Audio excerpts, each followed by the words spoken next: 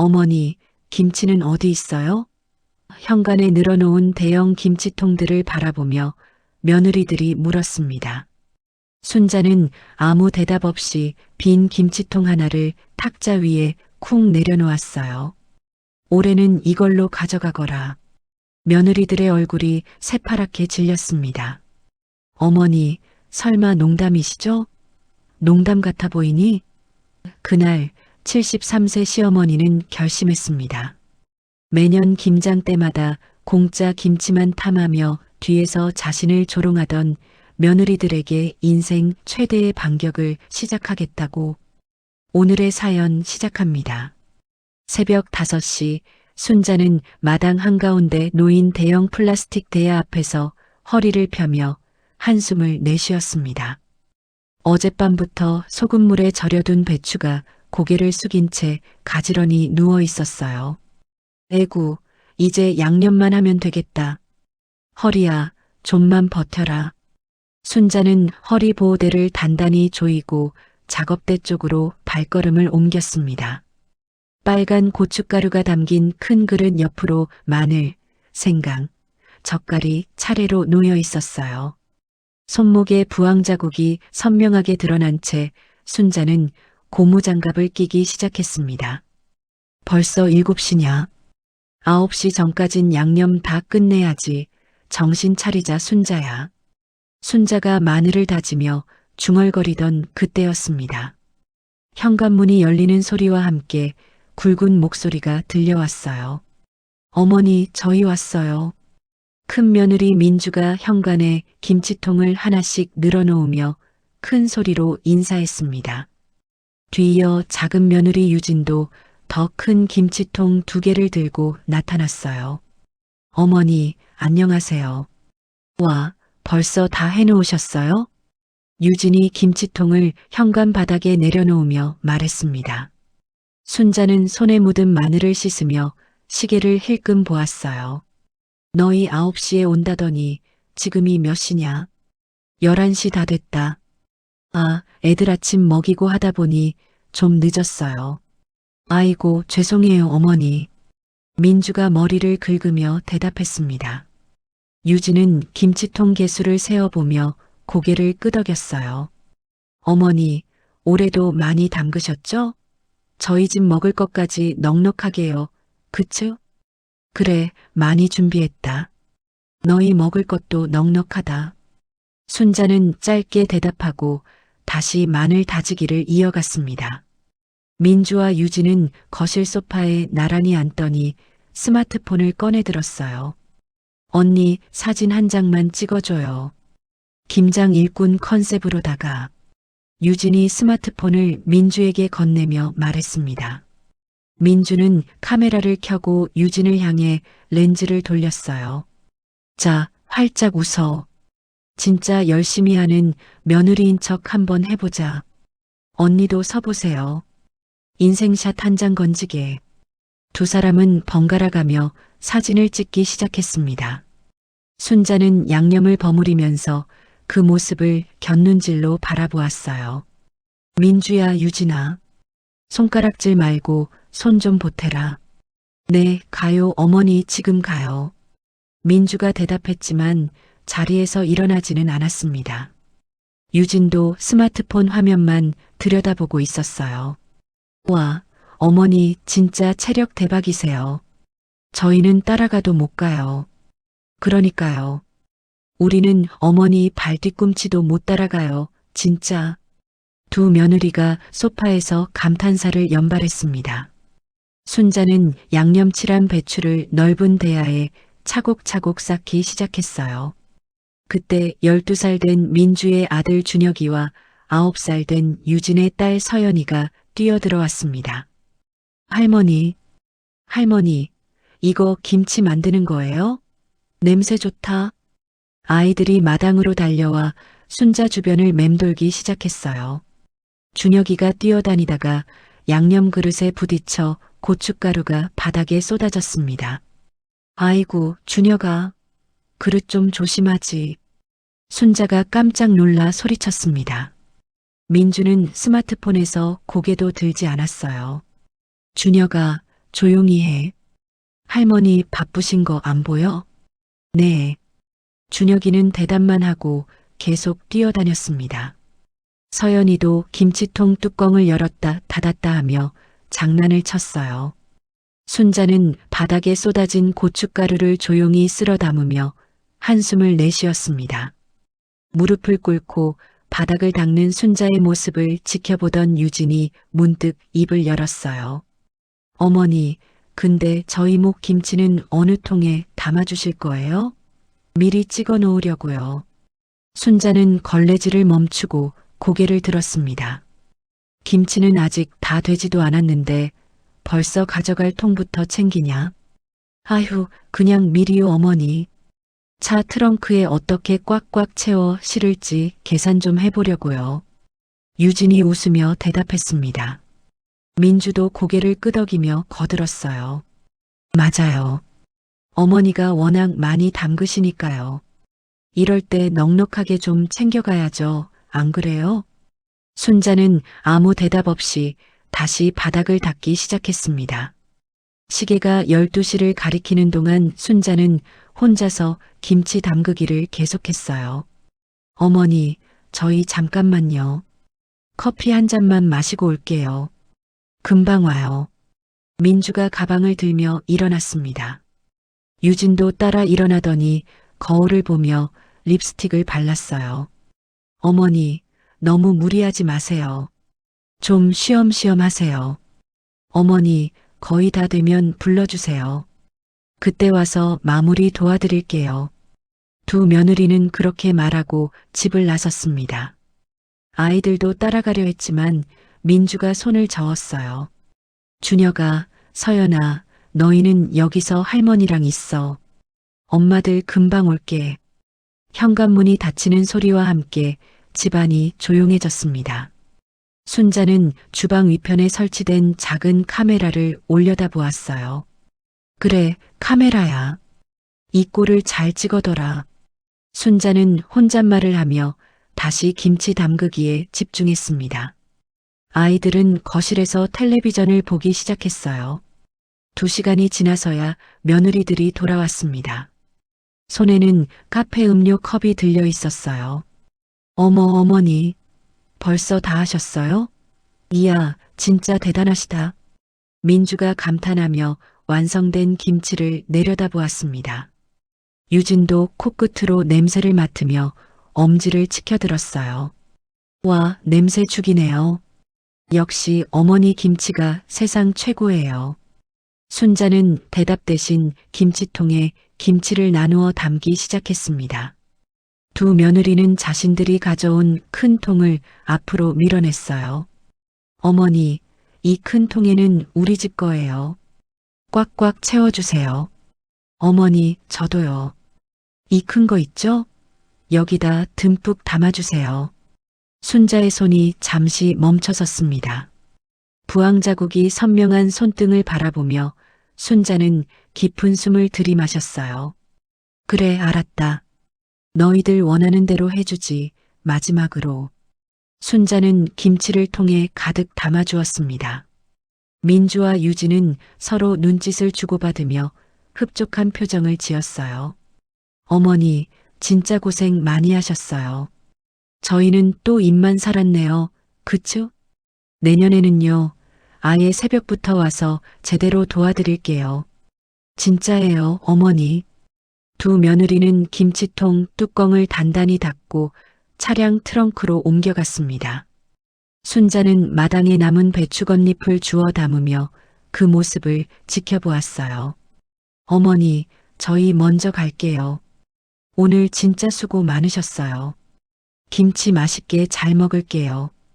고맙습니다, 어머니. 차량 2대가 연달아 집을 떠났습니다. 순자는 빈 마당에 혼자 남아 배추겉잎을 치우며 쓴웃음을 지었어요. 다음 날 아침 순자는 스마트폰을 켜고 며느리들의 SNS를 확인했습니다. 민주의 게시글에는 어제 찍은 사진과 함께 글이 올라와 있었어요. 김장 노동 착취라는 단어가 딱 맞는 하루였네요. 시어머니 혼자 다 하시는데 저희는 구경만. 죄송하기도 하고 민망하기도 하고 그래도 김치는 맛있을 것 같아요. 순자의 손이 스마트폰을 쥔 채 미세하게 떨렸습니다. 순자는 스마트폰을 식탁에 내려놓고 서랍에서 노트를 꺼냈습니다. 표지에 가계부라고 적힌 낡은 노트였어요. 그래, 이놈들아. 결국 이렇게까지 나오는구나. 순자는 중얼거리며 노트를 펼치고 볼펜을 집어들었습니다. 첫 번째 페이지 맨 위에 김장 기록이라고 적었어요. 스마트 볕을 다시 켜서 민주의 게시글을 자세히 읽어보았습니다. 댓글에는 민주의 친구들이 공감한다는 내용들이 주렁주렁 달려 있었어요. 시어머니들 진짜 그래요. 자기는 안 하면서 며느리만 부려먹어. 요즘 시대에 그런 구식 사고방식이 어디 있어요? 순자는 화면을 길게 눌러 스크린샷을 찍었습니다. 유진의 계정도 들어가 보니 비슷한 글이 올라와 있었어요. 오늘 김장하는 날이었는데 정말 힘들었어요. 왜 며느리가 당연히 해야 하는 일인지 모르겠네요. 시대가 언제인데. 순자는 유진의 게시글도 캡처했습니다. 손가락이 미세하게 떨리는 것을 느끼며 서랍 깊숙한 곳에서 봉투를 하나 꺼냈어요. 봉투 안에는 지난 5년간의 영수증들이 가지런히 정리되어 있었습니다. 배추 주문서, 고춧가루 구매 영수증, 젓갈값까지 모든 게 남아 있었어요. 작년에도 80만 원이나 썼구만. 내가 참 미쳤지. 이 짓을 계속한 게. 순자는 영수증을 하나씩 확인하며 노트에 적어 내려갔습니다. 2019년부터 올해까지 매년 김장에 든 비용과 날짜를 꼼꼼히 기록했어요. 그때 현관문이 열리는 소리가 들렸습니다. 19살 손녀 하늘이 대학 가방을 메고 들어왔어요. 할머니, 저 왔어요. 하늘 왔구나. 오늘은 학교 안 가니? 순자가 노트를 덮으며 반갑게 맞이했습니다. 하늘은 신발을 벗고 순자 옆으로 다가왔어요. 오늘 수업이 빨리 끝났어요. 근데 할머니, 혼자 뭐 적고 계셨어요? 별거 아니다. 그냥 가계부나 정리하고 있지. 하늘은 식탁 위에 놓인 스마트폰 화면을 보고 눈썹을 찌푸렸습니다. 유진의 SNS 게시글이 그대로 떠 있었어요. 할머니, 이 글 작은 엄마 계정 아니에요? 그래, 어제 김장 끝나고 올렸더라. 하늘이 스마트폰을 들고 게시글을 자세히 읽어보았습니다. 얼굴 표정이 점점 굳어갔어요. 할머니, 이건 너무하네요. 어제 일 다 할머니가 혼자 했잖아요. 그래도 며느리라서 내가 또 입을 꾹 다물었지 뭐. 순자가 한숨을 쉬며 대답했습니다. 하늘은 스마트폰을 내려놓고 할머니 손을 잡았어요. 할머니, 큰엄마 계정 것도 한 번만 보여주세요. 순자는 민주의 계정을 열어서 하늘에게 보여주었습니다. 하늘은 두 게시글을 번갈아가며 읽더니 고개를 저었어요. 와 할머니, 이 사람들 진짜 너무해요. 단톡방에서는 이보다 더 심해요. 단톡방? 네. 엄마들끼리 도는 단톡방이 있어요. 거기서 할머니 욕 진짜 심하게 해요. 하늘이 자신의 스마트폰을 꺼내며 말했습니다. 몇 번 터치하더니 단톡방 대화 내용을 순자에게 보여줬어요. 민주 시어머니가 김치 욕심이 너무 많아. 우리 먹을 것도 좀 생각해줘야지. 유진 맞아요. 매년 이럴 거면 차라리 사서 먹는 게 나을 것 같아요. 민주 그런데 공짜로 주는 걸 왜 거절해? 우리가 바보가 아니잖아. 유진 맞네요. 그냥 받기만 하면 되니까. 순자의 얼굴에서 혈색이 사라졌습니다. 하늘이 할머니의 어깨를 살짝 두드렸어요. 할머니, 이런 거 그냥 넘기지 말아요. 제가 다 캡처해 둘게요. 그래, 하늘아. 내가 좀 챙겨둬라. 순자는 떨리는 목소리로 대답했습니다. 하늘이 단톡방 대화를 스크린샷으로 저장하기 시작했어요. 순자는 서랍에서 또 다른 봉투를 꺼냈습니다. 상가 건물 임대료 입금 통장과 관리비 영수증들이 들어 있었어요. 하늘아, 할머니가 지금 뭐 가지고 있는지 너 대강은 아니? 잘 몰라요. 할머니, 왜요? 순자는 통장을 펼치며 하늘에게 보여주었습니다. 매달 들어오는 임대료가 300만 원씩 찍혀 있었어요. 이 상가 건물이 할미 거다. 그리고 이 집도 다 할미 거고. 하늘의 눈이 커졌습니다. 통장 잔액을 보니 억 단위 숫자가 적혀 있었어요. 할머니, 이게 이 돈이 전부 할머니 거예요? 그래. 내 할아버지 가시고 나서 할미가 혼자 벌고 아끼고 모은 거다. 순자가 통장을 덮으며 말했습니다. 그리고 서랍 맨 밑에서 봉투 하나를 더 꺼냈어요. 유언장도 하나 써둔 게 있다. 봉투에서 나온 종이에는 상속 대상자들의 이름이 적혀 있었습니다. 태수, 민주, 유진 순서로 재산 분배 비율이 정해져 있었어요. 하늘은 자신의 이름이 없는 것을 확인하고 씁쓸하게 웃었습니다. 할머니, 저는 이름이 없네요. 미안하다, 하늘아. 할미가 참 생각이 짧았다. 순자는 유언장을 가운데서 길게 찢어버렸습니다. 종이가 두 조각으로 나뉘면서 바닥에 떨어졌어요. 할머니, 진짜 찢으시는 거예요? 이제는 다시 써야지. 이번에는 제대로 쓸 거다. 순자의 목소리에 단단함이 담겨 있었습니다.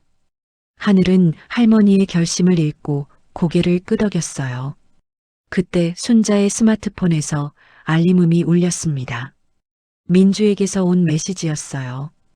어머니, 내년 김장은 언제 할 예정이세요? 미리 일정 좀 알려주시면 저희가 준비할게요. 배추도 더 많이 주문하시고요. 순자는 메시지를 읽고 쓴웃음을 지었습니다.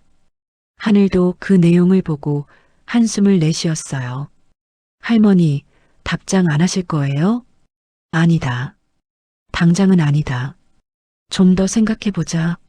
순자는 스마트폰을 뒤집어 놓고 하늘을 바라보았습니다. 하늘아, 할미가 부탁 하나만 해도 되겠냐? 뭐든지 말씀만 하세요, 할머니. 앞으로 내 엄마들이 무슨 말 나누는지 가끔만 할미한테 알려줄 수 있겠니? 하늘은 잠시 고민하더니 고개를 끄덕였습니다. 네, 할머니. 저도 이번에 진짜 열받았어요. 저도 할머니 편이에요. 순자는 하늘의 손을 꼭 잡고 고마움을 표현했습니다. 그리고 찢어진 유언장 조각들을 주워 담으며 중얼거렸어요. 그래, 이제는 진짜 제대로 정리 한번 해보자. 일주일이 지난 어느 토요일 오전, 순자는 새벽부터 김장 준비를 다시 시작했습니다. 하지만 이번에는 뭔가 다른 점이 있었어요. 김치를 담은 용기들이 평소와 다른 곳에 숨겨져 있었습니다. 하늘아, 프린터 좀 도와줘. 네, 할머니. 하늘이 거실 한쪽에 놓인 프린터 앞에서 종이를 정리하고 있었습니다. SNS 게시글 캡처와 단톡방 대화 내용들이 하나씩 출력되고 있었어요. 순자는 주방에서 빈 김치통들을 꺼내 현관 쪽에 배치했습니다. 평소보다 더 많은 통들이 줄지어 놓여 있었어요. 9시가 되자 민주와 유진이 차례로 도착했습니다. 이번에는 시간에 맞춰 왔어요. 어머니, 안녕하세요. 민주가 현관문을 열며 인사했습니다. 유진도 뒤따라 들어오더니 빈 김치통들을 보고 만족스러운 표정을 지었어요. 와, 어머니 올해는 진짜 많이 준비하셨네요. 그래, 너희들이 원하는 대로 많이 준비했어. 순자의 목소리가 평소보다 낮았습니다. 민주는 신발을 벗으며 주방 쪽을 둘러보았어요. 어머니, 김치는 어디 있어요? 냉장고에 있어. 가서 확인해봐라. 민주가 냉장고를 열어보았습니다. 텅 빈 선반만 보이고 김치는 어디에도 없었어요. 어머니, 여기 아무것도 없는데요? 김치독도 확인해봐. 유진이 마당으로 나가 김치독 뚜껑을 열어보았습니다. 역시나 비어 있었어요. 어머니, 김치가 어디 있어요? 두 며느리의 목소리에 당황함이 섞여 있었습니다. 순자는 아무 대답 없이 거실로 들어가 소파에 앉았어요. 탁자 위에는 A사 용지들이 차곡차곡 쌓여 있었습니다. 매니 종이에는 민주의 SNS 게시글이 선명하게 출력되어 있었어요. 이게 뭐예요? 민주가 종이를 집어들며 물었습니다. 자신이 올린 게시글을 보고 얼굴이 하얘졌어요. 어머니, 이건 왜? 밑에 것도 봐라. 순자가 차분하게 말했습니다. 유진도 다가와 종이들을 하나씩 넘겨보기 시작했어요. 자신들의 SNS 게시글과 단톡방 대화 내용이 모두 출력되어 있었습니다. 김장 노동 착취, 공짜로 주는 걸 왜 거절해 같은 문장들이 그대로 적혀 있었어요. 어머니, 이걸 언제? 민주의 목소리가 떨렸습니다. 유진은 입을 다물고 종이만 바라보고 있었어요. 너희들이 쓴 글 아니니? 순자가 조용히 물었습니다. 두 며느리는 서로 얼굴을 쳐다보며 말문이 막혔어요. 그래도 어머니, 이건 뭐가 잘못됐니? 사실대로 쓴 글 아니야? 순자는 일어나서 현관으로 가더니 빈 김치통 하나를 들고 왔습니다. 탁자 앞에 내려놓으며 두 며느리를 바라보았어요. 올해는 이걸로 가져가거라. 어머니, 농담이시죠? 민주가 어색하게 웃으며 말했습니다. 순자는 표정 하나 바꾸지 않았어요. 농담 같아 보이니? 유진이 스마트폰을 꺼내 누군가에게 전화를 걸었습니다. 여보, 지금 어머니 집에 좀 와줘. 많이 급해. 태수한테 전화하는 거니? 순자가 물었습니다. 유진은 전화를 끊고 고개를 끄덕였어요. 네, 어머니. 뭔가 오해가 있는 것 같아서요. 오해? 순자는 빈 김치통을 유진 발밑으로 밀어냈습니다. 무슨 오해야? 너희가 쓴 글이 거짓말이야? 민주와 유진은 침묵했습니다. 차 안에 가져갈 김치통들을 생각하며 당황스러워했어요. 30분 후 태수가 헐레벌떡 뛰어왔습니다. 어머니, 무슨 일이세요? 별일 없어. 며느리들이 원하는 대로 해주는 거야. 태수는 탁자 위 종이들을 보고 당황했습니다. 아내들이 쓴 글들이 모두 출력되어 있었어요. 이게 뭐예요? 내 아내들이 쓴 글이야. 천천히 읽어봐라. 태수가 종이를 들고 읽기 시작했습니다. 얼굴 표정이 점점 굳어갔어요. 민주야, 이게 뭐야? 그냥 친구들이랑 떠들다가 쓴 거야. 민주가 작은 목소리로 대답했습니다. 유진도 고개를 숙이고 있었어요. 순자는 난방 스위치를 내리며 방 안 온도를 낮췄습니다. 점점 추워지는 공기가 어색한 분위기를 더욱 무겁게 만들었어요. 어머니, 난방 좀. 전기세 아껴야지. 요즘 뭐든지 다 비싸다더라. 순자가 담담하게 말했습니다. 주방에서는 CCTV가 이 모든 상황을 녹화하고 있었어요. 어머니, 저희가 잘못했어요. 그런데 김치는 없어. 올해는 안 담았거든. 순자는 거짓말을 했습니다. 실제로는 김치를 이미 담아서 다른 곳에 보관해둔 상태였어요. 민주와 유진은 서로 눈짓을 주고받았습니다. 빈손으로 돌아갈 수는 없다는 생각이었어요. 어머니, 그럼 내일이라도. 내일도 없고 내년에도 없어. 순자의 말이 끝나자 집안이 조용해졌습니다. 태수만 종이를 계속 읽으며 한숨을 내쉬고 있었어요. 엄마, 제발. 됐어, 태수야. 내 아내들이 원하는 게 이거잖아. 순자는 일어나서 주방으로 들어갔습니다. 설거지를 하는 척하며 이들의 반응을 지켜보았어요. 민주와 유진은 빈 김치통만 바라보며 말없이 서 있었습니다. 차 트렁크에 가득 실어갈 계획이 완전히 어긋나 버렸어요. 30분이 더 지나자 추위를 견디지 못한 유진이 입을 열었습니다. 언니, 우리 그냥 가요. 어머니, 그럼 저희 먼저 가보겠습니다. 민주가 일어나며 말했습니다. 태수도 어쩔 수 없이 따라 나섰어요. 빈 김치통들을 다시 차에 실으며 세 사람 모두 말이 없었습니다. 순자는 창문 너머로 그들이 떠나는 모습을 지켜보았어요. 차량 2대가 사라진 후 하늘이 부엌으로 나타났습니다. 할머니, 잘하셨어요. 그래, 이제 시작이다. 순자는 창문을 닫고 진짜 김치가 보관된 창고 쪽으로 향했습니다. 월요일 아침 순자는 시내 무료 법률 상담소 앞에서 서류 가방을 꽉 쥐고 서 있었습니다. 입구에 붙은 안내문을 읽어보니 오전 9시부터 상담이 시작된다고 되어 있었어요. 처음 와보는 곳인데 괜찮을까? 순자가 중얼거리며 유리문을 밀고 들어갔습니다. 안내 데스크에 앉은 젊은 직원이 반갑게 맞아주었어요. 어르신, 어떻게 오셨어요? 상속 관련해서 상담 좀 받고 싶은데요. 네, 잠시만 기다리세요. 변호사 선생님께 말씀드릴게요. 10분 후 30대 후반으로 보이는 남자 변호사가 나타났습니다. 정장 차림에 단정한 인상을 한 사람이었어요. 안녕하세요. 저는 한도윤 변호사입니다. 박순자라고 합니다. 잘 부탁드려요. 도윤이 상담실로 순자를 안내했습니다. 작지만 깔끔하게 정리된 방이었어요. 어떤 일로 오셨나요?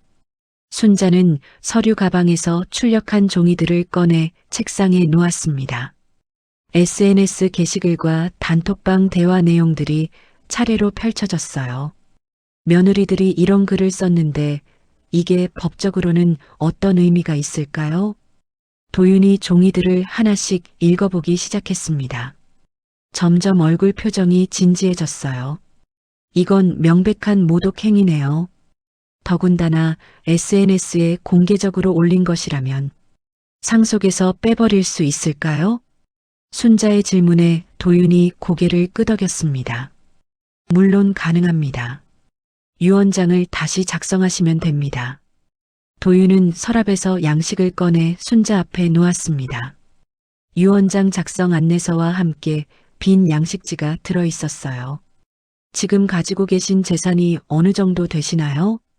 상가 건물 하나랑 이 집, 그리고 예금이 좀 있어요. 순자가 통장을 꺼내 보여주었습니다. 도윤은 잔액을 확인하고 놀라는 표정을 지었어요. 상당한 재산이시네요. 이 정도면 유언장 작성을 아주 신중하게 하셔야 합니다. 어떻게 하면 될까요? 우선 공증을 받으셔야 합니다. 그래야 나중에 법적 효력이 확실히 인정돼요. 도윤이 달력을 펼치며 일정을 확인했습니다. 이번 주 금요일 오후에 공증 약속을 잡아드릴까요? 네, 그날로 합시다. 순자는 고개를 끄덕이며 동의했습니다. 도윤이 메모지에 뭔가를 적어주었어요. 그리고 건강진단서도 준비하세요. 유언 작성 당시 어르신 정신이 온전했다는 증명이 필요합니다. 병원에 가면 되는 거죠? 네, 가까운 종합병원에서 발급받으시면 됩니다. 상담이 끝난 후 순자는 곧바로 시내 종합병원으로 향했습니다. 접수 창구에서 건강진단서 발급을 요청했어요. 어르신, 어떤 용도로 사용하실 건가요? 유언장 작성하려고요. 그러시면 정신과 상담도 함께 받으셔야 합니다. 2시간 후 순자는 건강진단서와 정신과 소견서를 받아들고 병원을 나섰습니다. 모든 검사 결과가 정상으로 나왔어요. 집으로 돌아오는 길에 순자는 상가 건물에 들렀습니다. 1층에서 분식점을 운영하는 김 사장을 만났어요. 사장님, 안녕하세요. 건물주 어머님. 어떻게 오셨어요? 김 사장이 반갑게 인사했습니다. 순자는 분식점 안으로 들어가 앉았어요. 계약 기간이 언제까지였죠? 내년 3월까지인데요. 연장하고 싶어요. 그래요. 그럼 다음 달에 새 계약서 준비해 드릴게요. 순자는 2층과 3층 세입자들도 차례로 만났습니다. 모두 계약 연장 의사를 밝혔어요. 집에 도착하자 하늘이 컴퓨터 앞에 앉아 있었습니다. 모니터에는 파일 정리 화면이 떠 있었어요. 할머니, 증거 자료 다 정리했어요. 고맙다, 하늘아. 하늘이 USB를 뽑아 순자에게 건넸습니다. 이 안에 SNS 게시글, 단톡방 대화, 사진까지 다 들어있어요. 잘했어. 변호사 선생님한테 가져다 드려야겠다. 순자가 USB를 소중히 받아 서랍에 넣었습니다. 그때 스마트폰에서 연속으로 알림음이 울렸어요. 민주에게서 온 메시지였습니다. 어머니, 저희가 너무 심했나요? 죄송해요. 김치 정말로 안 주실 거예요? 어머니, 답장 좀 해주세요. 유진에게서도 비슷한 메시지들이 쏟아져 나왔습니다. 어머니, 오해가 있는 것 같아요. 한 번 더 만나서 얘기해요. 제발 답장만 해주세요. 순자는 메시지를 다 읽고 나서 알림 설정을 모두 끄기로 했습니다. 하늘아, 스마트폰 알림 끄는 법 좀 알려줘. 네, 할머니. 제가 아예 조용하게 만들어 드릴게요. 하늘이 순자의 스마트폰을 받아 설정을 바꿔주었습니다. 이제 메시지가 와도 소리가 나지 않을 거예요. 저녁 무렵 태수가 찾아왔습니다. 평소보다 피곤해 보이는 얼굴이었어요.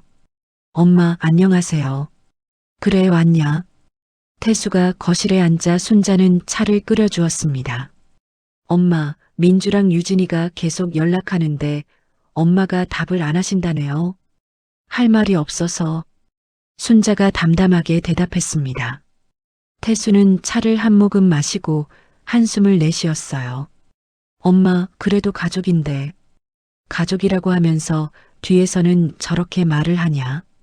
순자의 목소리에 서운함이 섞여 있었습니다. 태수는 고개를 숙이고 아무 말도 하지 못했어요. 태수야, 엄마가 하나만 묻자. 네, 뭐든지 말씀하세요. 내 아내들이 병원에 전화했다면서? 태수의 얼굴이 굳었습니다. 민주와 유진이 순자의 병원 기록을 확인하려고 했던 일이었어요. 엄마, 그건 정신과 진료 기록 있는지 알아보려고 했다며. 순자는 이미 병원에서 들은 얘기였습니다. 개인정보 보호로 거절당했다는 것도 알고 있었어요. 죄송해요, 엄마. 내가 말렸는데. 됐어. 이제 알았다. 순자는 일어나서 현관으로 나갔습니다. 대문 자물쇠를 만지작거리며 확인했어요. 태수야, 내일 자물쇠 바꿔야겠다. 왜요, 엄마? 혹시 모르니까. 태수는 더 이상 묻지 않았습니다. 상황이 심각해졌다는 것을 느꼈어요. 엄마, 제가 중간에서 어떻게든 좀 해볼까요? 아니다. 이제는 내가 알아서 할 거다. 순자의 목소리가 단호했습니다. 태수는 어쩔 수 없이 집을 나섰어요. 하늘이 할머니 옆에 다가와 팔짱을 꼈습니다. 할머니, 금요일에 변호사 사무실 같이 갈까요? 그래, 같이 가자. 내가 옆에 있으면 힘이 난다. 순자는 하늘의 손을 꽉 잡았습니다. 이제 정말로 새로운 시작을 할 때가 온 것 같았어요. 밤이 되자 순자는 새 유언장 초안을 작성하기 시작했습니다. 이번에는 하늘의 이름도 포함되어 있었어요. 금요일 오후 순자는 하늘과 함께 공증사무소에 앉아 있었습니다. 한도윤 변호사가 마지막 서류를 정리하며 공증인에게 건넸어요. 박순자님, 유언장 내용을 다시 한번 잘 확인해 보세요. 순자는 안경을 쓰고 유언장을 천천히 읽어보았습니다. 상가 건물은 태수에게, 주택과 예금은 하늘에게 상속한다고 명시되어 있었어요. 민주 씨와 유진 씨는 상속에서 제외한다는 내용도 들어가 있습니다. 공증인이 확인해 주었습니다. 순자는 고개를 끄덕이고 서명란에 이름을 적었어요. 할머니, 정말 괜찮으세요? 괜찮다. 이게 맞는 일이다. 공증이 끝난 후 도윤 변호사가 봉투 하나를 건넸습니다. 이제 며느리분들께 통지서를 보내드릴까요? 아직은 좀 두자. 조금 더 지켜보고 싶어요. 순자가 봉투를 가방에 넣으며 말했습니다. 도윤은 고개를 끄덕이며 명함을 한 장 더 주었어요. 언제든 연락 주세요. 끝까지 도와드리겠습니다. 집으로 돌아오는 길에 순자는 상가 건물에 들렀습니다. 창고에 보관해둔 김치를 작은 용기에 나누어 담기 시작했어요. 할머니, 이걸 누구한테 주실 거예요? 세입자들이랑 이웃분들한테 나눠줄 거다. 순자는 20개 정도의 작은 통에 김치를 가득 담았습니다. 1층 분식점부터 차례로 돌아다니기 시작했어요. 사장님, 김치 좀 드세요. 어머님, 이게 뭐예요? 이런 걸 또 다. 별거 아니다. 김장을 했는데 혼자 먹기 아까워서 좀 나눠주는 거지. 정말 감사합니다. 어머님 김치가 얼마나 맛있는지 소문났어요. 김 사장의 얼굴에 기쁨이 가득했습니다. 2층 사무실과 3층 학원에서도 비슷한 반응을 보였어요. 건물주님 진짜 고맙습니다. 이런 정성을 어떻게 갚아야 할지 모르겠네요. 세입자들의 진심 어린 감사 인사를 들으며 순자는 뿌듯함을 느꼈습니다. 며느리들의 반응과는 완전히 달랐어요. 저녁에 집으로 돌아오자 태수가 현관에서 기다리고 있었습니다. 평소보다 얼굴이 하얗게 질려 있었어요. 엄마, 도대체 뭘 하신 거예요? 무슨 소리냐? 순자가 담담하게 묻자 태수가 스마트폰을 꺼내 화면을 보여주었어요. 민주랑 유진이가 부동산 갔다 왔대요. 엄마 건물 매매 가격 알아보러요. 그래서 중개업자가 그랬대요. 건물이 엄마 단독 명의고 매도 계획도 없다고요. 순자는 아무 표정 변화 없이 현관문을 열고 들어갔습니다. 태수가 뒤따라 들어오며 계속 말했어요. 엄마, 변호사도 만나셨다면서요? 며느리들이 완전히 패닉 상태예요. 거실 테이블 위에는 도윤 변호사의 명함이 놓여 있었습니다. 태수가 명함을 보고 더욱 당황했어요. 엄마, 설마 유언장을. 그래, 다시 썼다. 순자의 대답에 태수는 그대로 주저앉았습니다. 엄마, 가족회의 한 번만 해요. 제발이요. 가족회의? 순자가 비웃듯 웃었습니다. 지금까지 가족답게 한 적이 있니? 김장할 때는 어디 있었어? 태수는 할 말을 찾지 못했습니다. 순자는 부엌으로 들어가 저녁 준비를 시작했어요. 하늘이 방에서 나와 할머니 옆에 섰습니다. 할머니, 저 도와드릴게요. 고맙다 하늘아. 두 사람이 함께 저녁을 준비하는 모습을 보며 태수는 복잡한 심경이었습니다. 자신이 그동안 어머니와 딸 사이의 관계를 놓치고 있었다는 걸 깨달았어요. 저녁 식사 중에 태수가 조심스럽게 입을 열었습니다. 엄마, 그래도 한 번만 더 기회를. 기회는 이미 충분히 줬다. 5회를 줘도 모자라냐? 순자의 목소리가 단호했습니다. 태수는 젓가락을 내려놓고 한숨을 쉬었어요. 엄마, 변호사 선생님이 뭐라고 하시던가요? 별말 안 하셨다. 다만 손해배상 청구도 할 수 있다고 하더라. 태수의 얼굴이 더욱 하얗게 변했습니다. 손해배상이요? 그래. SNS에 올린 거짓말, 사람 망신 준 거. 그거 다 값 치르게 할 수도 있다는 거지. 하늘이 옆에서 거들었습니다. 아빠, 변호사 선생님이 증거 충분하다고 하셨어요. 태수는 이제야 상황의 심각성을 완전히 깨달았습니다. 아내들이 단순히 상속에서 제외되는 것이 아니라 법적 책임까지 질 수도 있다는 걸 알았어요. 엄마, 제가 아내들한테 다시 얘기해 볼게요. 제발 한 번만. 안 된다. 이제는 돌아갈 생각도 하지 마라. 순자가 단칼에 잘랐습니다. 태수는 더 이상 할 말을 찾지 못하고 집을 나섰어요. 태수가 떠난 후 순자와 하늘은 함께 설거지를 했습니다. 할머니, 아빠가 많이 힘들어 하시는 것 같아요. 그래도 어쩌겠니?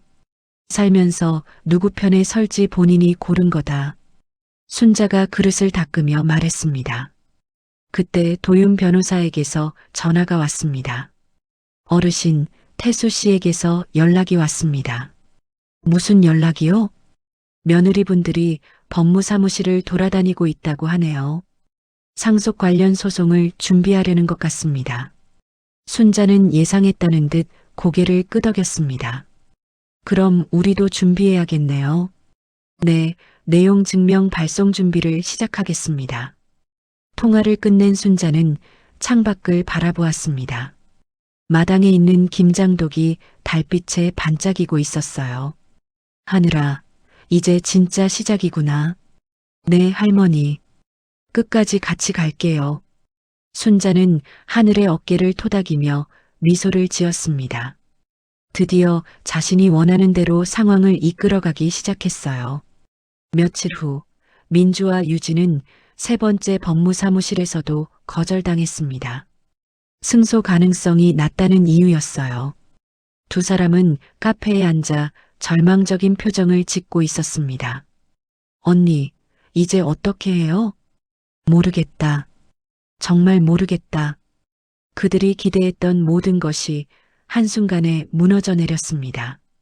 상가 건물도 김치도 상속권도 모두 사라져 버렸어요.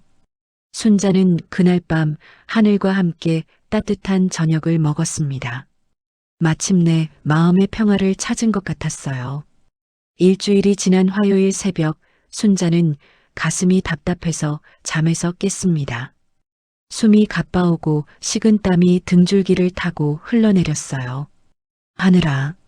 순자가 약한 목소리로 손녀를 불렀습니다. 옆방에서 자고 있던 하늘이 할머니의 신음소리를 듣고 벌떡 일어났어요. 할머니, 왜 그러세요? 하늘이 뛰어와 보니 순자의 얼굴이 새파랗게 질려 있었습니다. 이마에는 식은땀이 송글송글 맺혀 있었어요. 할머니, 병원 가야겠어요. 지금 당장요. 괜찮다. 조금만 쉬면.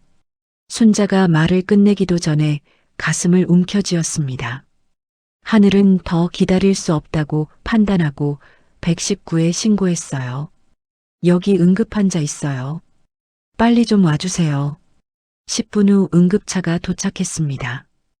응급구조사들이 순자를 들것에 옮기며 산소 마스크를 씌웠어요. 할머니, 저도 같이 탈게요. 하늘이 응급차에 함께 탔습니다. 순자는 의식은 있었지만 말을 제대로 하기 어려운 상태였어요. 종합병원 응급실에 도착하자 의료진들이 순서를 살펴보기 시작했습니다. 간호사가 하늘에게 환자 정보를 물어보았어요. 보호자분이세요? 네, 손녀예요. 다른 가족분들 연락처도 알고 계세요? 하늘은 잠시 망설이다가 태수의 번호를 알려주었습니다. 하지만 민주와 유진의 번호는 말하지 않았어요. 1시간 후 태수가 허둥지둥 병원에 도착했습니다. 뒤이어 민주와 유진도 나타났어요. 엄마 상태가 어때? 어머님의 상태는 지금 검사 중입니다. 의사가 차트를 보며 차분하게 설명했어요. 심장에 무리가 온 것 같습니다. 스트레스와 과로가 원인으로 보입니다. 민주가 의사 앞으로 나서며 말했습니다. 선생님, 저희가 며느리예요. 자세히 좀 알려주세요. 어머님의 보호자는 누구시죠? 의사가 확인하자 하늘이 대답했습니다. 제가 보호자로 등록돼 있어요. 민주의 얼굴이 굳었습니다. 뭔 소리예요? 우리가 며느리인데 왜 하늘이가 보호자예요? 할머니께서 직접 저를 보호자로 해달라고 하셨어요. 하늘이 당당하게 대답했습니다. 실제로 유언장 작성 과정에서 순자가 보호자를 하늘로 변경해둔 상태였어요. 유진이 간호사에게 다가가며 따졌습니다. 이상하지 않아요? 며느리가 있는데 손녀가 보호자라니요. 환자분이 직접 지정하신 것 같습니다. 다시 확인해 보겠습니다. 간호사가 컴퓨터를 확인해 보니 정말로 하늘이 보호자로 등록되어 있었습니다. 민주와 유진은 서로 얼굴을 쳐다보며 당황했어요. 이것도 시어머니가 미리 깔아둔 거네. 민주가 작은 목소리로 중얼거렸습니다. 그때 한도윤 변호사가 병원에 도착했습니다. 하늘이 미리 연락을 해둔 거였어요. 안녕하세요. 환자분 상태는 어떠신가요? 의사가 검사 결과를 설명해 주었어요. 다행히 심각한 상태는 아닙니다. 며칠 입원해서 안정을 취하시면 될 것 같습니다. 민주가 도윤을 보고 눈을 부릅떴습니다. 변호사님이 여기까지 왜 오셨어요? 환자분 법적 대리인입니다. 도윤이 간단히 대답했습니다. 민주와 유진은 더욱 초조해졌어요. 유진이 순자가 누워있는 침대 쪽으로 다가갔습니다. 어머니, 정신 차리세요. 우리 할 말 많아요. 지금은 환자분이 안정을 취하셔야 합니다. 간호사가 유진을 제지했습니다. 민주도 침대 반대편으로 가서 순자의 손을 잡으려 했어요. 어머니, 저희 왔어요. 눈 좀 떠보세요. 보호자가 아니신 분들은 잠시 밖으로 나가주세요. 의사가 단호하게 말했습니다. 태수는 어쩔 수 없이 아내들과 함께 복도로 나섰어요. 도윤 변호사가 하늘에게 조용히 말했습니다. 혹시 저분들이 이상한 말이나 행동하면 바로 저한테 알려주세요. 네, 알겠어요. 순자의 의식이 조금씩 또렷해졌습니다. 하늘이 할머니 손을 잡으며 안심시켰어요. 할머니, 괜찮아요. 제가 옆에 있어요. 고맙다, 하늘아. 순자가 약한 목소리로 대답했습니다.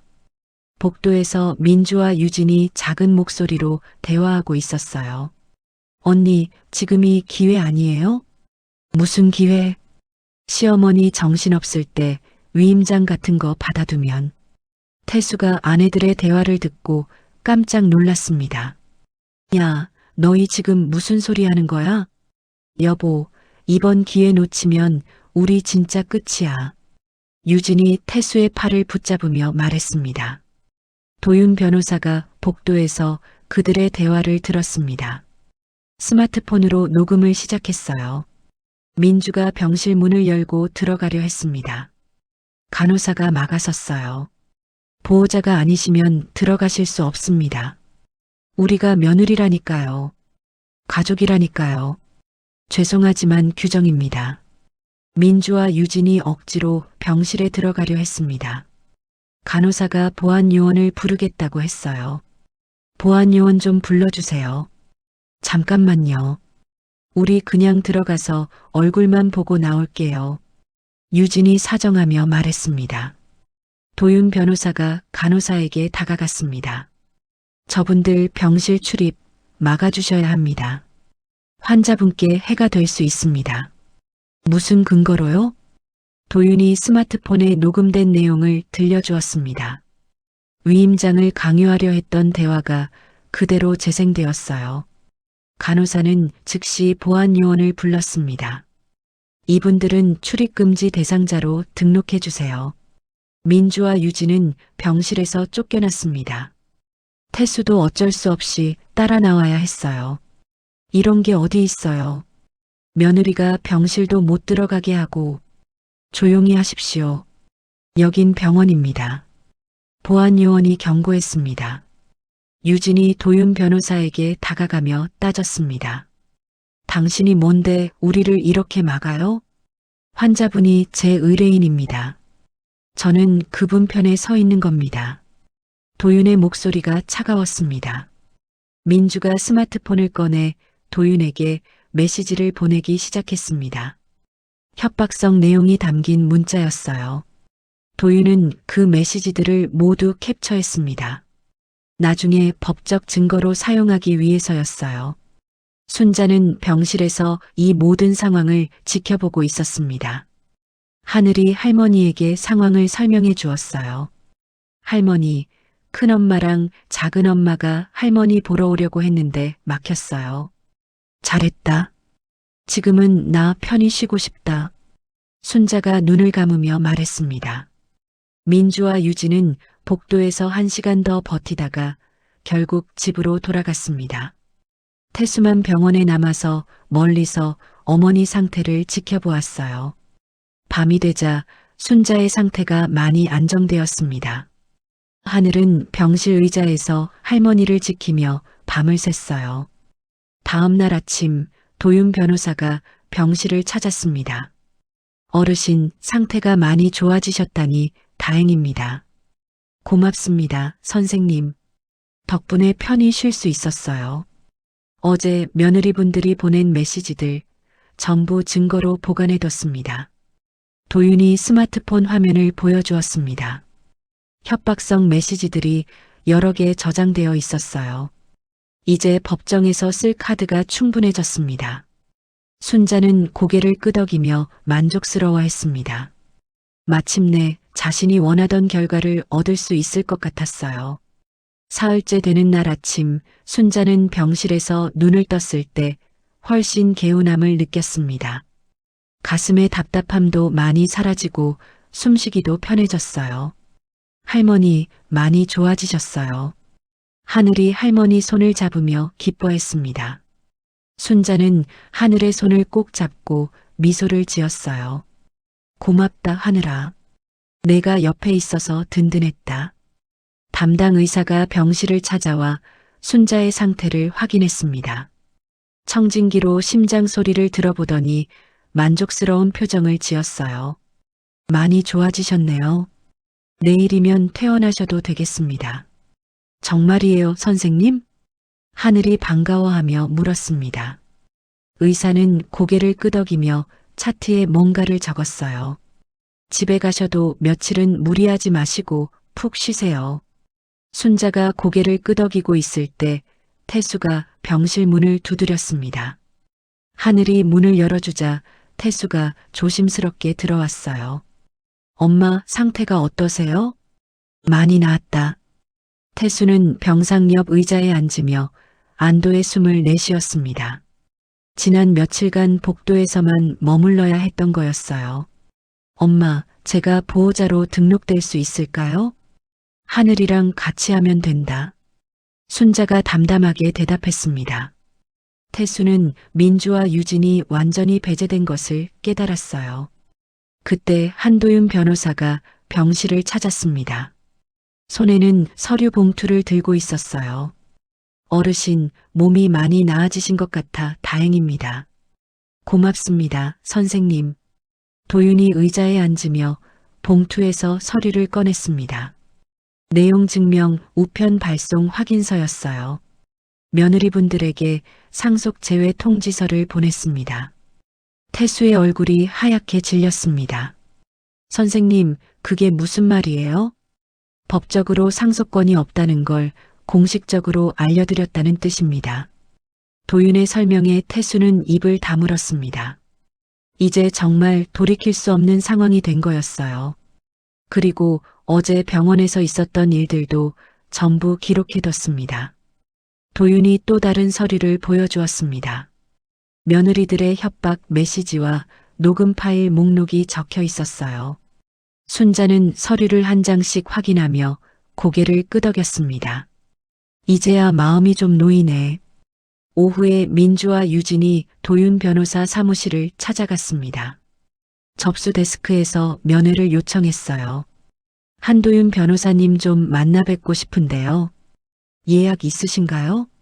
아니요. 근데 진짜 급한 일이라서요. 접수 직원이 내선 전화를 걸어 확인해 보았습니다. 잠시 후 고개를 저으며 대답했어요. 죄송하지만 오늘 상담은 어렵겠습니다. 왜요? 저희 시어머니 담당 변호사시잖아요. 얘기를 좀 해보고 싶은데요. 이미 상대편으로 등록되어 계셔서 더 이상 뵐 수가 없습니다. 접수 직원의 설명에 두 사람은 더욱 화가 났습니다. 이게 말이 돼요? 변호사가 한쪽 편만 들면 어떡해요? 민주가 소리쳤지만 소용이 없었습니다. 결국 두 사람은 빈손으로 돌아갈 수밖에 없었어요. 그 시각 태수는 동사무소에 앉아 있었습니다. 주민등록 전입신고서를 작성하고 있었어요. 어머니 집으로 주소 옮기시는 거 맞나요? 네. 어머니 건강이 안 좋아서요. 모시고 살려고 합니다. 직원이 확인했습니다. 실제로는 아내들과의 갈등 때문이었지만 그렇게 말할 수는 없었습니다. 집으로 돌아가면 민주와의 큰 싸움이 기다리고 있을 거였어요. 순자는 병실에서 하늘과 함께 퇴원 준비를 하고 있었습니다. 간병용품을 정리하며 이야기를 나누었어요. 할머니, 집에 가면 제가 할머니 돌봐드릴게요. 그래, 그런데 학교는 어떡하니? 기숙사에서 나와서 할머니 집에서 다닐 거예요. 하늘의 대답에 순자는 기분이 좋아졌습니다. 혼자가 아니라는 생각이 든 거였어요. 저녁 무렵 상가 건물 세입자들이 병원을 찾아왔습니다. 김 사장이 과일 바구니를 들고 나타났어요. 어머님 괜찮으세요? 얘기 듣고 얼마나 놀랐는지 몰라요. 별일 아니다. 이렇게 와줘서 내가 더 고맙지. 2층 사무실 직원과 3층 학원 원장도 함께 왔었습니다. 모두 순자의 빠른 회복을 기원하며 안부를 물어왔어요. 건물주님 아니시면 저희도 마음이 불안해요. 빨리 나서셔서 또 김치도 나눠주세요. 세입자들의 진심 어린 말에 순자는 감동했습니다. 며느리들과는 완전히 다른 반응이었어요. 고맙습니다. 퇴원하면 또 챙겨드릴게요. 다음 날 오전 순자는 퇴원 수속을 마쳤습니다. 하늘이 할머니의 짐을 정리하는 동안 순자는 병원비를 계산했어요. 카드로 결제하시겠어요? 그래요, 카드로 해주세요. 순자가 자신의 카드를 건네며 말했습니다.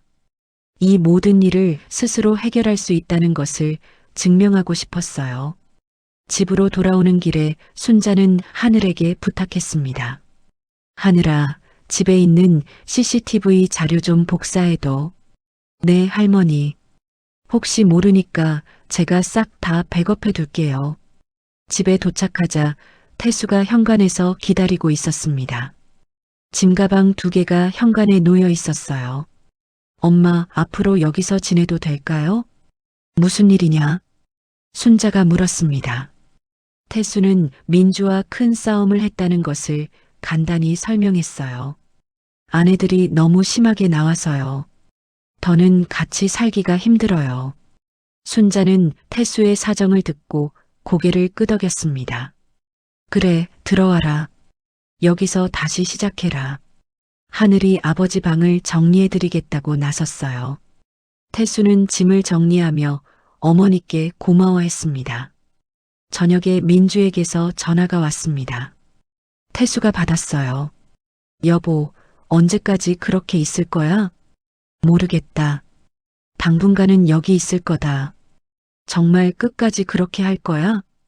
태수는 대답하지 않고 전화를 끊었습니다. 순자와 하늘이 그 모습을 지켜보고 있었어요. 그날 밤 민주와 유진은 다른 변호사 사무실을 찾아갔습니다. 3번째 시도였어요. 상속 무효 소송하고 싶은데요. 변호사가 사건 내용을 듣더니 고개를 저었습니다.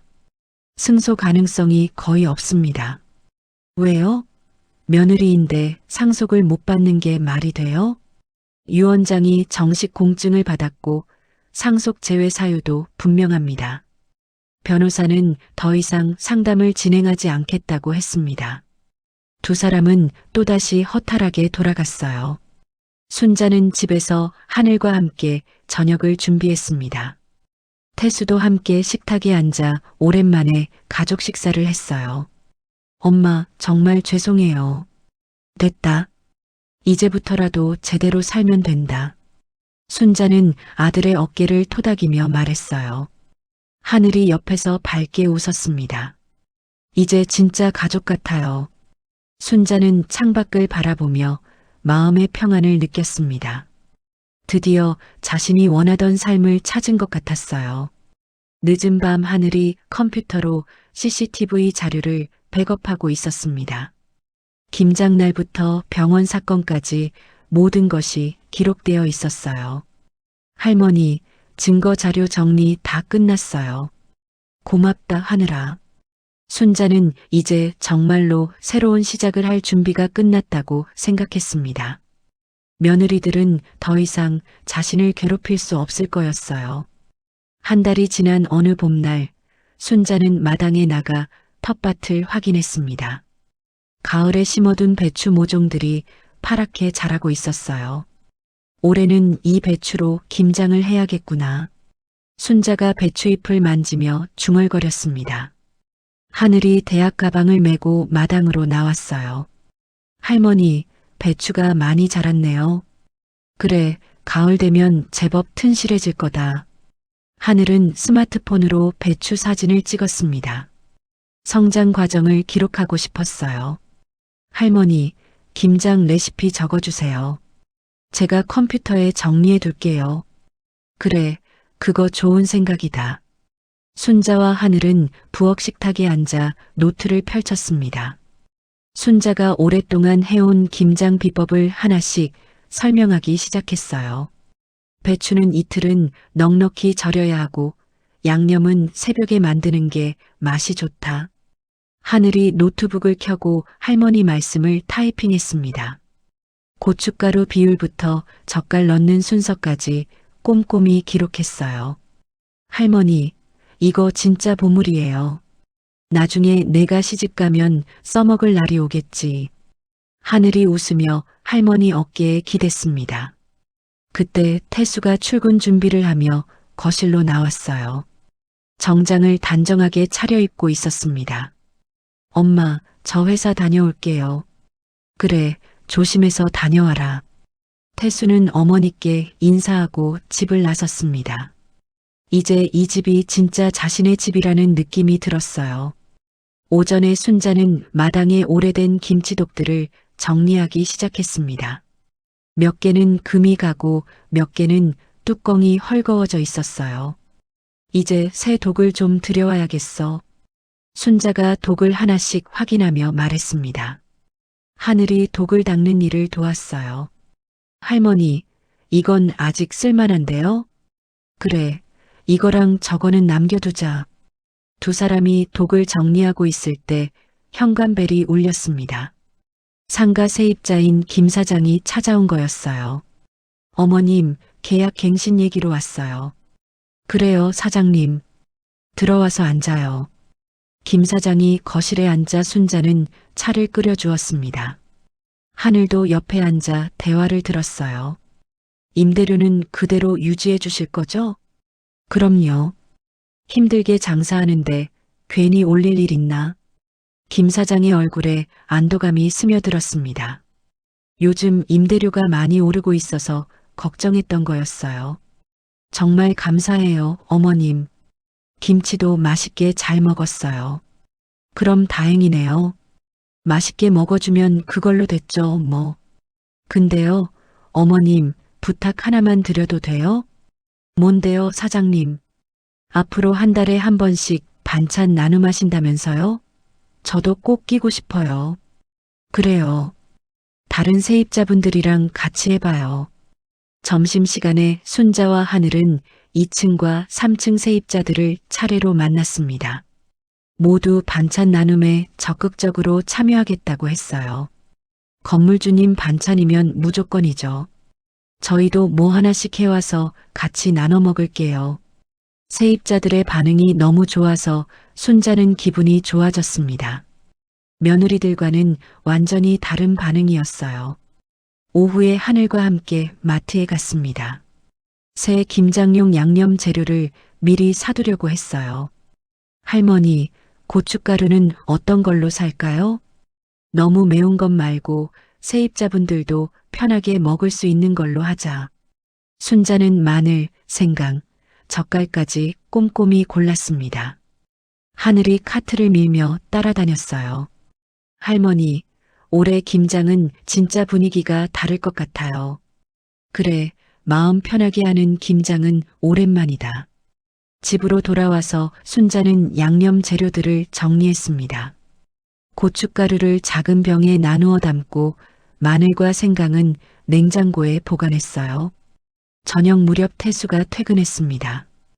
회사에서 있었던 일들을 어머니와 딸에게 이야기했어요. 오늘 동료가 그러더라고요. 동네에 김치 맛집이 있다길래 들어보니까 엄마 김치 얘기였어요. 무슨 얘길 그렇게 하더냐?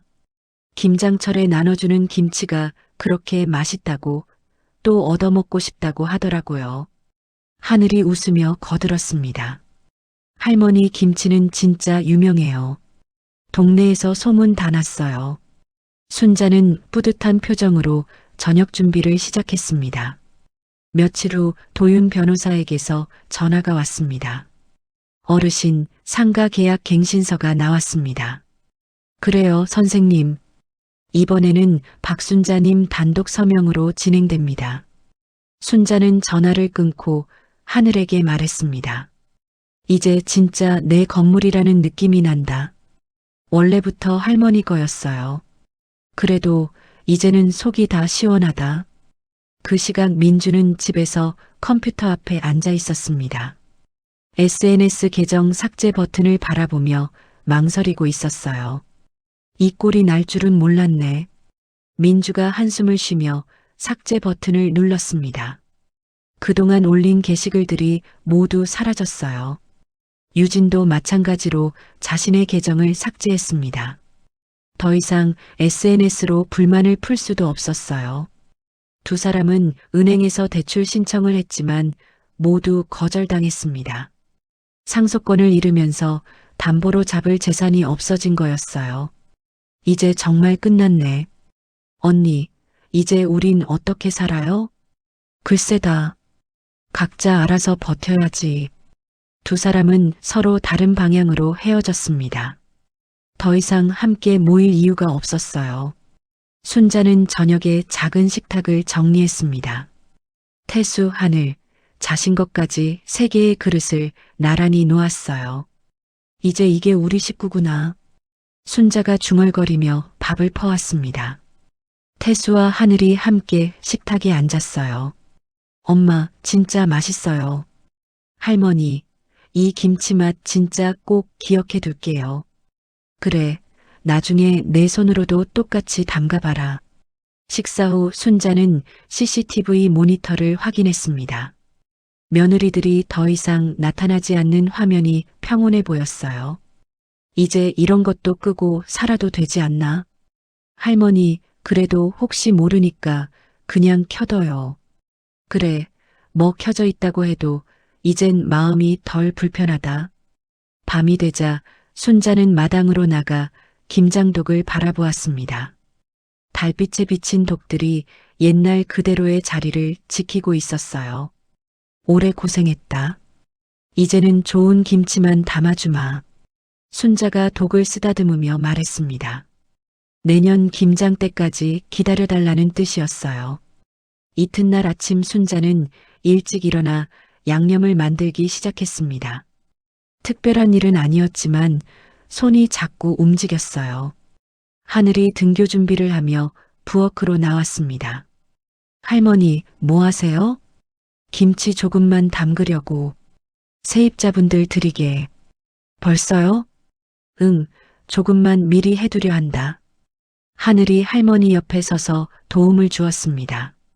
배추를 다듬고 양념을 버무리는 일을 함께 했어요. 할머니, 저도 이제 김장 배워도 되겠죠? 그럼 이제부터 하나씩 배워라. 순자는 작은 김치 한 포기를 예쁘게 담아 하늘에게 건넸습니다. 이거 기숙사 가져가서 친구들이랑 나눠 먹어라. 정말요? 우와, 고마워요 할머니.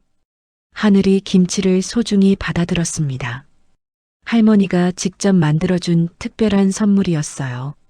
할머니 사랑해요. 나도 사랑한다, 우리 하늘. 순자는 하늘을 꼭 안아주었습니다. 이제 정말 새로운 가족이 시작된 것 같았어요. 하늘이 학교에 간 후 순자는 혼자 마당을 정리했습니다. 김장독 주변에 잡초를 뽑고 물을 뿌려주었어요. 내년에는 더 많은 사람들과 나눠 먹어야겠다. 순자의 얼굴에 환한 미소가 피어났습니다. 비로소 자신이 원하던 삶을 찾은 것 같았어요. 점심때 태수가 회사에서 전화를 걸어왔습니다. 엄마, 오늘 저녁에 친구 집에 초대받았는데요. 같이 가실래요? 괜찮다. 너나 잘 다녀와라. 정말 혼자 계셔도 괜찮으시겠어요? 그래. 이젠 혼자 있어도 하나도 안 무섭다. 순자는 정말로 평온한 마음이었습니다. 더 이상 누구를 걱정하거나 눈치 볼 필요가 없었어요. 저녁에 순자는 작은 식탁에 혼자 앉아 저녁을 먹었습니다. 하지만 외롭지 않았어요. 창밖으로 보이는 김장독과 텃밭의 배추들이 함께 있는 것 같았습니다. 순자는 내년 김장을 기대하며 하루를 마무리했어요. 이제 정말로 새로운 시작이었습니다. 순자의 이야기는 단순한 복수가 아닌 자존감 회복의 여정이었습니다. 73년을 살아오며 가족을 위해 헌신했던 한 여성이 마침내 자신의 가치를 찾아가는 과정이죠. 며느리들은 김치는 탐했지만 순자의 마음은 받지 않았습니다. 진정한 가족이란 혈연이 아닌 서로를 아끼고 존중하는 마음에서 시작되는 것임을 보여줍니다. 순자가 마지막에 하늘에게 건넨 김치 한 포기에는 단순한 음식이 아닌 사랑과 전통, 그리고 희망이 담겨 있었어요. 때로는 용기 있는 결단이 우리 인생을 더 나은 방향으로 이끌어갑니다. 모든 분들도 자신을 소중히 여기며 진정으로 나를 아껴주는 사람들과 함께하는 삶을 선택하셨으면 좋겠습니다. 이야기를 끝까지 들어주신 분이 계시다면 잘 들었다고 댓글 하나만 남겨주세요. 감사합니다.